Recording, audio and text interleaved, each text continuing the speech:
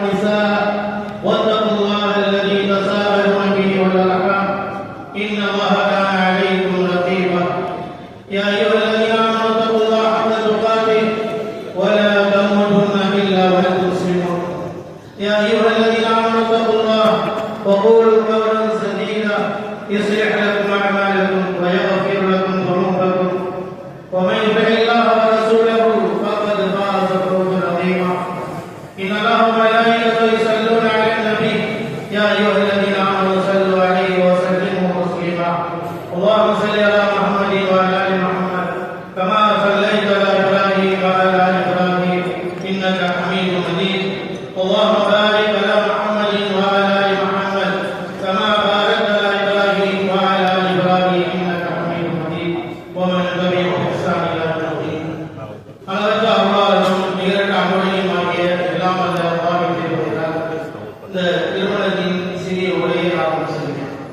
எல்லாம் வல்ல ஏக இறைவனால் அனுப்பப்பட்ட நபிகள் நாயகம் ஸல்லல்லாஹு அலைஹி வஸல்லம் அவர்களுக்கும் அன்னாரின் கட்டிய உத்தம சத்திய சஹாபாக்கள் தாபியீன்கள் தபா-தாபியீன்கள் குறிப்பாக சமுதாயத்தில் உள்ள அனைவர்கள் மீதும் இந்த திருமணத்திற்கு வந்திருக்கின்ற மார்க்க அறிஞர்கள் உலமாக்கள் ஜமாத்தார்கள் மற்றும் இந்த திருமணத்திற்காக அழைப்பேற்று வந்திருக்கக்கூடிய நம் அனைவர்கள் மீதும் அந்த ஏழை இறைவனின் சாந்தியும் சமாதானமும் என்றென்றும் இருக்குமாக. கண்ணியத்திற்குரிய எல்லாம் அல்லாஹ்வின் நல்லடியார்களே, அல்லாஹ் சுப்ஹானஹு வ தஆலா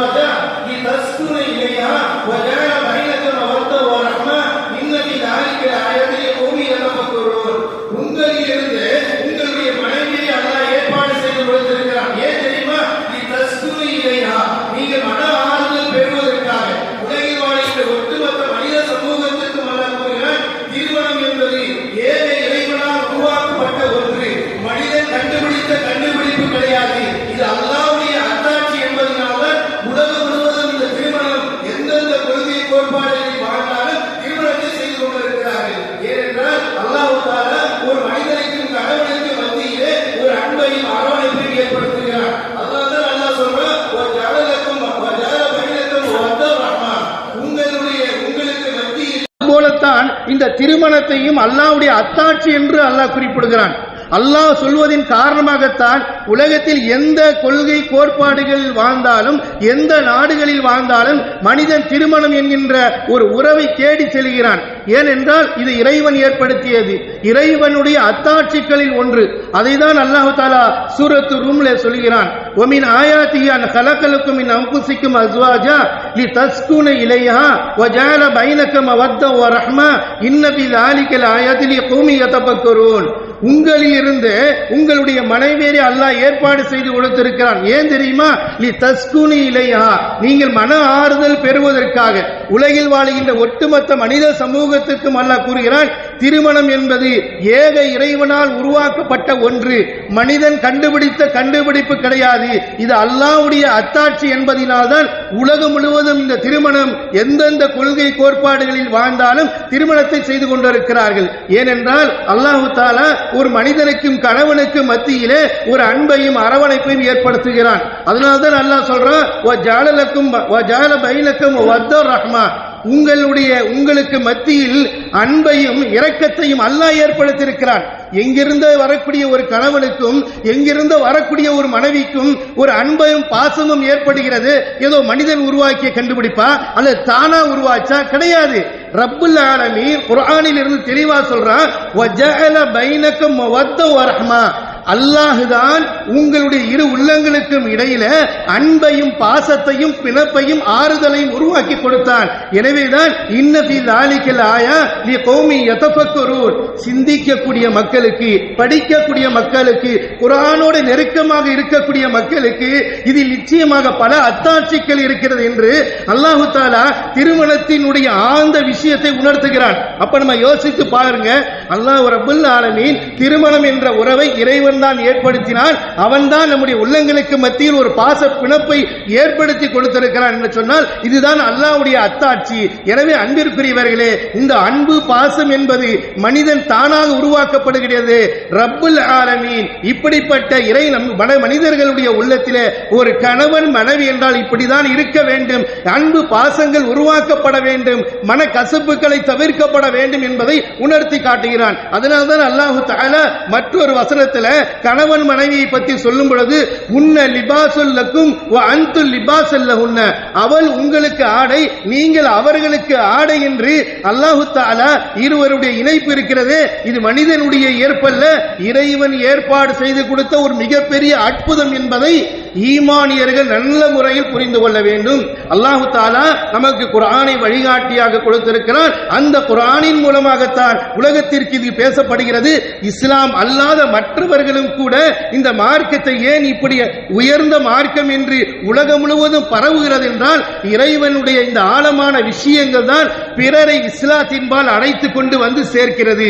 நம்முடைய பிரச்சாரத்தை விட ரப்புல் ஆலமீனுடைய ஒரு பேச்சு இருக்கிறது, அவனுடைய கலாம் இருக்கிறது, அவனுடைய குர்ஆனுடைய வசனங்கள் இருக்கிறது, அதுதான் மனிதர்களை இழுக்கிறது. எனவேதான் அல்லாஹ் தஆலா திருமணம் என்ற உடனே ஆண் மகனுக்கு மணமகனுக்கு சொல்கிறான், வஆத்து நிஸா ஸதகாத்திஹின்ன நிஹலா. ஒரு மணமகன் திருமணம் செய்வதாக இருந்தால் அந்த பெண்ணுக்கு மகர் கொடுத்து திருமணம் செய்ய வேண்டும். கொடுக்க வேண்டிய கடமை ஒரு மணமகனுக்குத்தான் இருக்கிறது என்பதை அல்லாஹ் தஆலா அழுத்தமாக குறிப்பிடுகிறான். அதை தான் அல்லாஹ்வுடைய தூதர் ஸல்லல்லாஹு அலைஹி வஸல்லம் அவர்களுடைய வாழ்க்கையிலும் நமக்கு ஏற்பாடு செய்து கொடுத்தார்கள். திருமண நேரத்திலே ஒரு மனிதர் வந்து கேட்கும் பொழுது அல்லாஹ்வுடைய தூதர் கேட்கிறாங்க, அந்த பெண்ணை திருமணம் செய்து கொடுக்க உன்னிடத்தில் என்ன இருக்கிறது? அன்றைக்கு வாழ்ந்த நபி தோழர்களும் நபி தோழர்களும் வறுமையில தான் இருந்தார்கள். அதனால் அல்லாஹ்வுடைய தூதர் கேட்கும் பொழுது என்கிட்ட உடுத்தின ஆடை மட்டும் தான் இருக்கு யா ரசூலல்லாஹ் என்று சொன்னாங்க. அப்ப அல்லாஹ்வுடைய தூதர் அடுத்த வார்த்தை என்ன தெரியுமா சொன்னாங்க? ஹல் மஅக மினல் குர்ஆன், ஹல் மஅக மினல் குர்ஆன். குர்ஆனிலிருந்து ஏதாவது ஒரு ஆயத்தோ ஒரு சூறாவோ உங்களுக்கு தெரியுமா என்று கேட்கிறார். அன்பார்ந்தவர்களே, குர்ஆனுடைய நெருக்கம் ஒவ்வொரு மாப்பிள்ளை என்ற சபையில உட்காரும் பொழுது கண்டிப்பாக ஓத அறிந்தவராக இருக்க வேண்டும். அல்லாஹ்வுடைய தூதர் அந்த குர்ஆனுடைய வசனத்தை கற்றுக் கொடுத்து அந்த பெண்ணுக்கு திருமணம் செய்து கொடுத்தார் என்றால் என்பதால் எனவே நம்முடைய வாழ்நாளில் நாம் அல்லாஹ்வுடைய திருமறை குர்ஆனுடைய நெருக்கத்தை ஏற்படுத்திக் கொள்ள வேண்டும். எனவே அல்லாஹ்வுடைய தூதர் திருமணம் என்றால் மகளுக்கு மகரை கொடுத்து முடிக்க வேண்டும் என்று சொன்னார்கள். அதே போன்று அல்லாஹ்வுடைய தூதர் வந்திருக்கக்கூடியவர்கள் அந்த மணமக்களுடைய அக்கிலே துஆ செய்வதற்காக அழுத்தம் நிறைந்த ஒரு துஆவையும் கற்றுக் கொடுத்தார்கள். பாரக்கல்லாஹு லக்க வ பாரக அலைக்க வ ஜமா பைனகுமா ஃபீ கைர். அல்லாஹ் உங்களுக்கு அகத்திலும் புறத்திலும் அபிவிருத்தி செய்வானாக, உங்கள் இருவரையும் நல்ல விஷயத்திலே ஒன்றிணைப்பானாக.